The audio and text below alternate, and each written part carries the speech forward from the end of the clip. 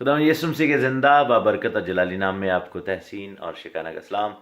आज का जो थॉट है वो आपके साथ शेयर करता हूँ, वो फसा के वाले से है। अगर आपने या हमने फसा को या मसीह की सलीब का जो दिन है उसको देखना है, उसको सिर्फ दो चीज़ों से देखें तो ही उसकी समझ आएगी। एक कि उसमें नबूवती पैगाम क्या है, और दूसरा कि उसका जो सेंट्रल थीम है वो मसीह की सलीब है।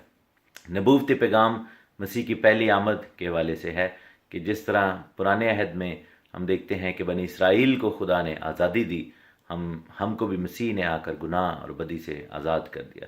और फिर हम देखते हैं कि फसा का जो सेंट्रल मैसेज है वो मसीह की सलीब है।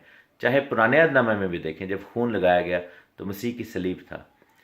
लेकिन ऑन दी अदर साइड, अगर इन दो चीज़ों के अलावा यानी कि नबूवती पैगाम या मसीह की सलीब, जिसको होली कम्युनियन में भी हम देखते हैं यानी पाक शराकत, उसके अलावा अगर किसी और तरीके से भी फसा को मनाने की कोई कोशिश करे तो वो आपको गलत चीज़ की तरफ लेकर जा रहा है।